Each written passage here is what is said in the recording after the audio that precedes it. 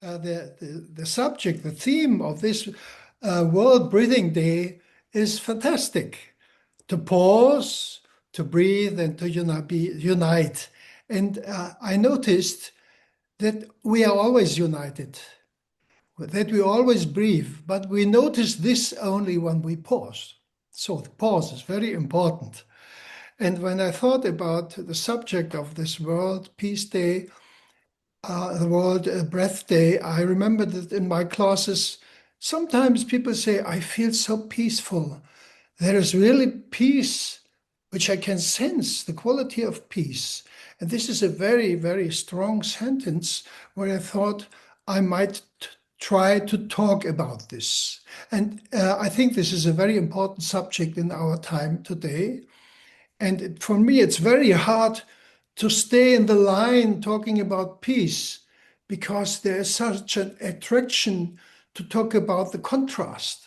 There's so much other things we can talk about. And humans have such a long history of being not peaceful that it is very hard to stay in the line. And that's why I start reading the first part of this class.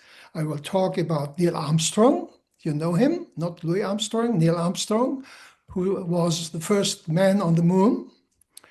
And I will mention Albert Schweitzer, this famous German-French physician who was the jungle doctor in Africa. He was an organist, he was a philosopher, and he was a doctor. He was very, very interested in the last century, and he was a close friend to the third one I want to give is Albert Einstein. They were close friends, Albert Einstein and Albert Schweitzer. And I will mention them in the beginning, and then we have about 15 or 20 minutes practice because my subject is breath and the experience of peace, not talking about peace. Not only talking about peace. Okay, let's start. On the 20th of July, 1969, Neil Armstrong described the Earth as a beautiful, shimmering blue and white ball rising slowly above the horizon. A simple sentence, and yet a powerful image, an image of beauty, of unity, of something whole and fragile at the same time. From that distance, there are no borders, there are no divisions, no visible conflicts, just one Earth. And perhaps this is what Armstrong reminds us of, not to forget the beauty of our planet, our responsibility to care for it, to protect it, to stand for its preservation and for clean air for everybody. But when we look at the world from up close, we see something very different. We see tension, we see pollution, we see destruction, and we see war. And we feel it. Sometimes it creates concern, sometimes fear, and sometimes even a sense of helplessness. So the question arises, can we still be hopeful? Can we still believe in a change? And is there anything as individuals we can do? There is an old and very simple wisdom that says, if you want to change something in the world, begin with yourself. It sounds simple, and yet it may be one of the most profound truths on earth. Because the state of the world is not separate from the state of human beings. And here, another voice can guide us. It's the voice of Albert Einstein. He reminds us that we are not separate from the whole. That what we experience as isolation is a construction of our mind. When we begin to see this, something opens. We are not alone. We are part of a greater whole. And this understanding can soften us. It can reconnect us. But understanding alone is not enough. We must experience to be connected. And here Albert Schweitzer offers something deeply essential, his philosophy of reference for life. In German, Ethik der Ehrfurcht vor dem Leben. Reference for life. At its heart is a simple, profound insight. It says, I am life that wants to live in the midst of life that wants to live. It says, I am life that wants to live in the midst of life that wants to live. An ethic that could hardly be more fundamental. An ethic that does not depend on culture, on belief, on ideology or religion, but on a direct experience, the experience of being alive. This ethic becomes real only when we feel that what life means, when we sense life within us, when we recognize it as a gift. And not only our own life, but all life. That's what Albert Einstein says.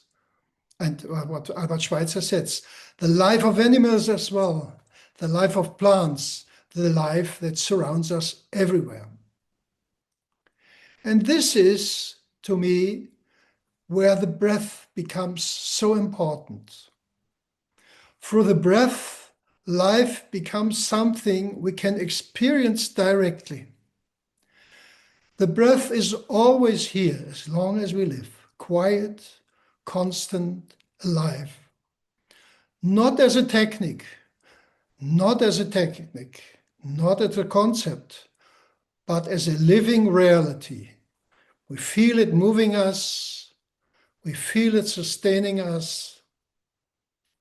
We feel that we are part of something deeply connected. Breath work makes life tangible. It allows us to sense life, to honor it, and to care for it. And this, feeling life, respecting life, protecting life, to me, is the foundation of peace.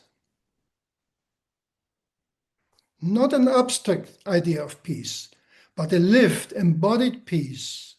A peace that begins in awareness, in connection, in reverence. And from here, our actions begin to change, maybe in small ways, in the way how we speak, how we listen, how we treat other beings. But small changes matter because peace in the world is built from countless small moments of awareness and care. Moments where we do not add more harm to the world. Moments where we choose connection. And all of this begins very simple, with one conscious breath. Not as a technique, not as a task, but as a return to presence, a return to connection, a return to life itself. Peace begins here. Peace begins now. Peace begins within me. And from here and from there, it can move outward into our relationships, into our actions, and slowly into the world. And this is my invitation for today, the World Breathing Day, and for every day, to pause, to breathe, to unite, to experience peace, and to remember what it means to be alive.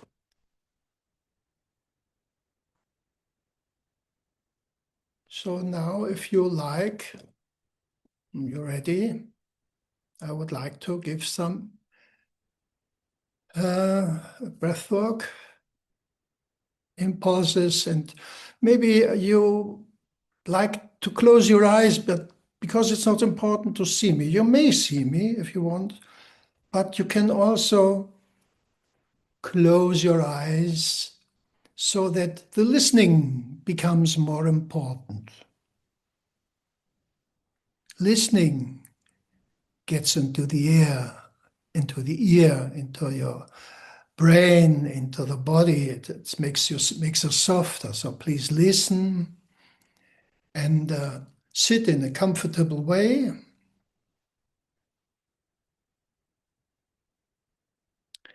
And feel your hands. Don't do anything with your hands at the moment. Don't change the position. Just feel your hands. Are they warm? Are they cold? Is there tension? Are they relaxed?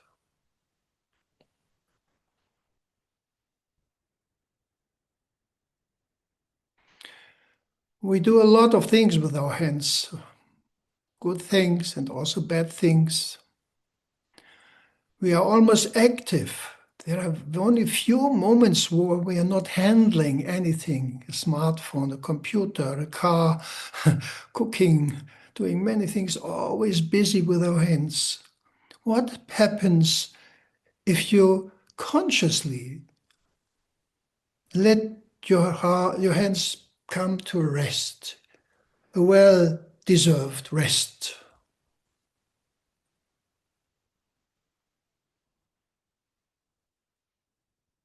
And how is your breath at this moment, where you calm down, where you direct your awareness away from everyday life, from sorrows in the future and the past, just to your hands, to feel your hands?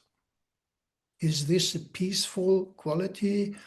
Is your breath becoming calm and more peaceful and especially more aware?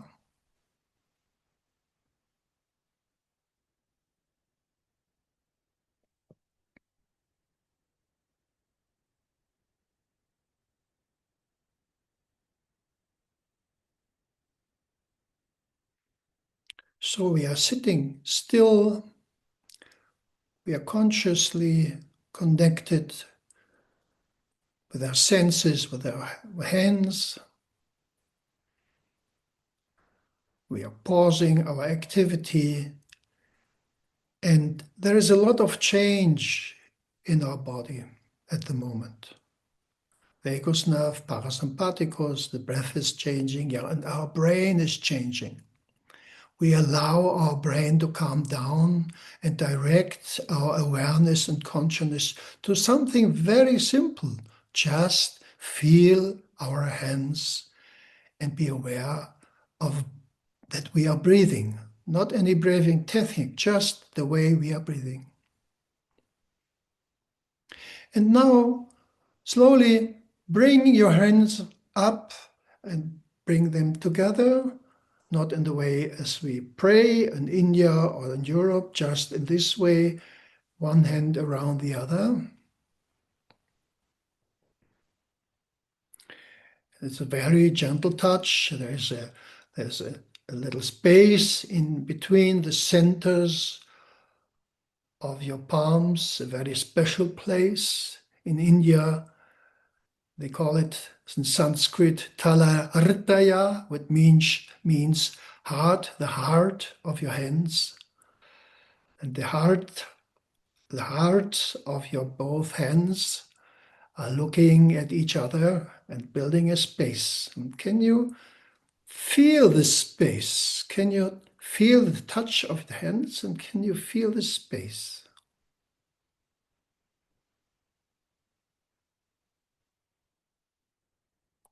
And what happens when you try to feel, to get into this space with your awareness? Are your shoulders relaxed? Are you looking, be caring not to be too active? It's not a hard work we have to do, a very simple thing. And do you feel the connection to your breast and to your body and to your chest and to your lungs? Can this position, this being prepared to sense what happens, be a chance to feel connection with the hand, the space in the hand, and the lungs, and the breath? A special kind of connection, the hands outside, front of you, the space of the lungs inside. Is there a connection? And how does your breath react? And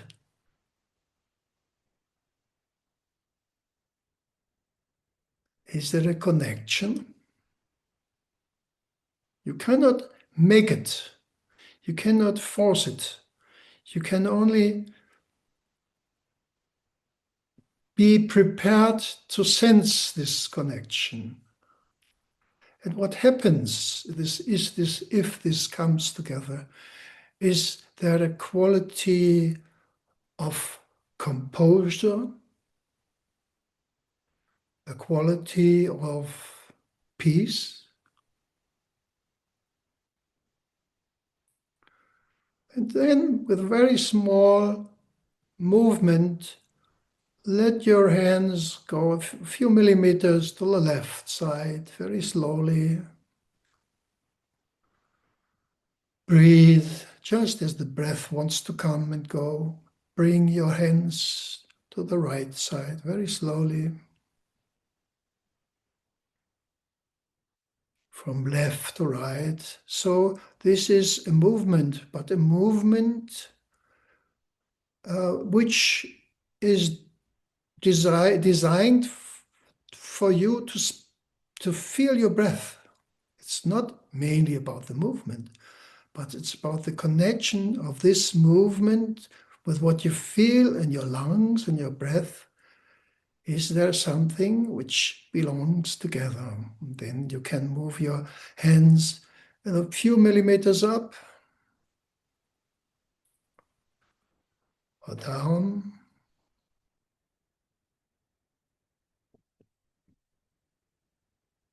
or a little bit more in front, or closer to your body. And then a little bit more free, all this direction, left and right, up and down, forward and backward. Always with the question, is there a connection to my body, to my breath?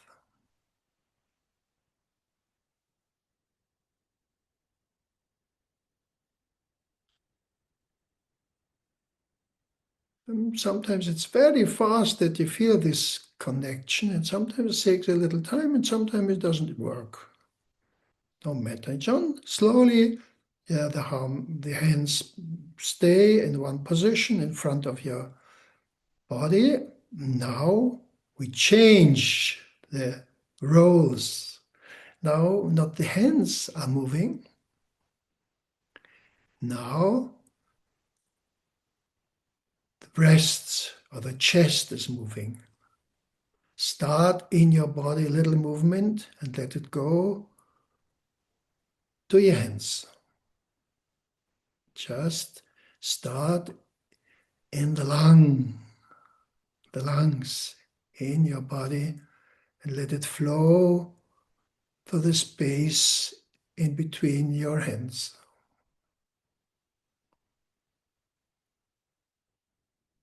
Is there a connection? Does it calm you down? Can this have a peaceful quality? What is the answer of your breath to this movement?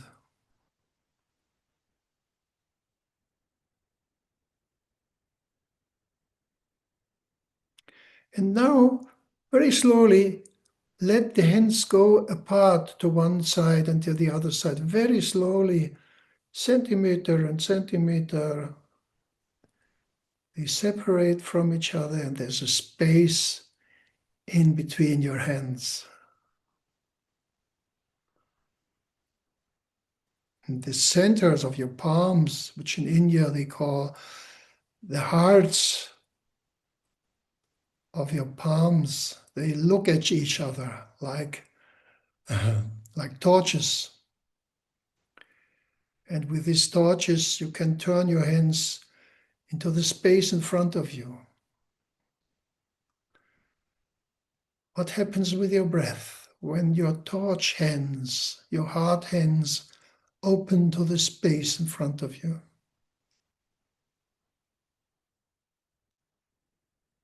The breath is the finest resonating thing we always only have to ask, what can the breath show me at the moment? And then turn your hands and, like as if you look at yourself through your hands, turn them towards your body without touching the body. Just look at your face or at your breast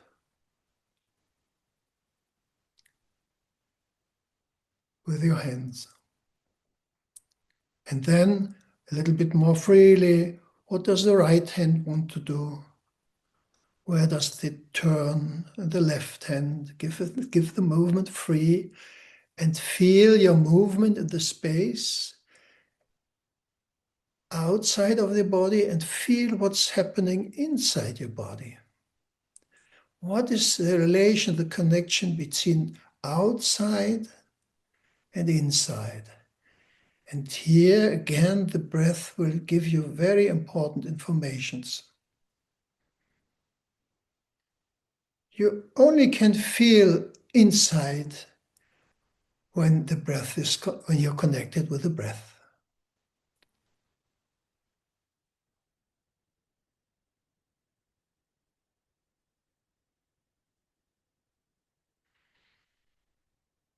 And now, very slowly, the hands come to your body and you put them here in the center.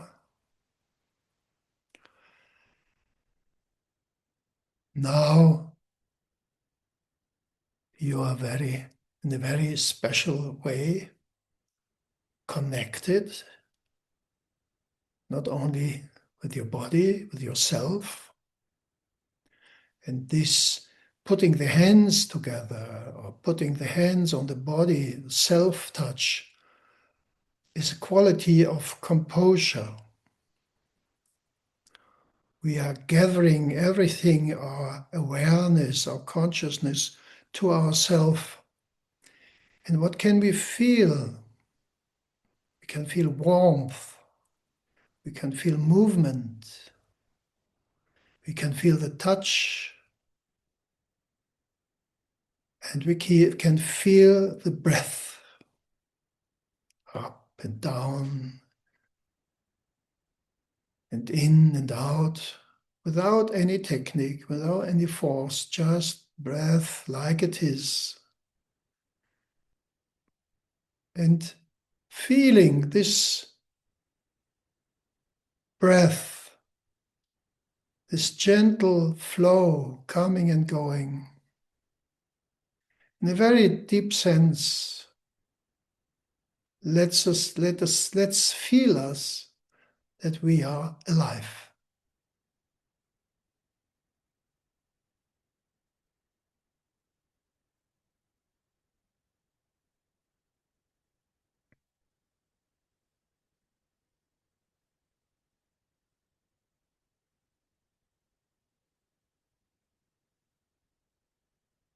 This is such a simple sentence, but it's such a big meaning, and sometimes you're really touched deeply touched, when you really feel and understand what it means to be alive. And the breath, being connected with your breath can always show you there, bring you there, to feel the responsibility for life, your own life, everybody's life, and to feel the gratitude to be alive.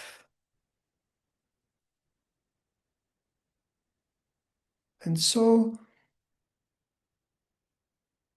to me, the basic experience always and again to calm down, to be a bit more peaceful, to be less angry or excited, is to be in connection with me and to find this appreciation for life and becoming peaceful and grateful. And then whatever happens outside in the world, from here, I can say, I want to live in peace. I want to breathe. And I can understand that every other person in the world wants the same and has a right to live in peace. Every animal, even plants, want to live.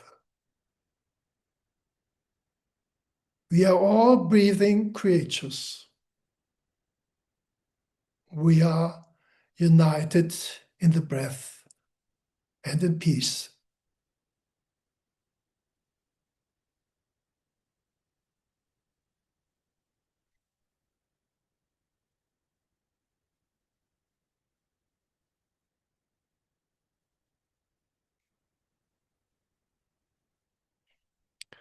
So, very in your own way, in your own tempo, you decide when you take the hands back and put them down and open your eyes again. And we look at the screen and see, who was there with this, who had the same experience or similar experience. And here I want to say thank you to you for joining this class, and thank you for inviting me to having the chance to do this with you.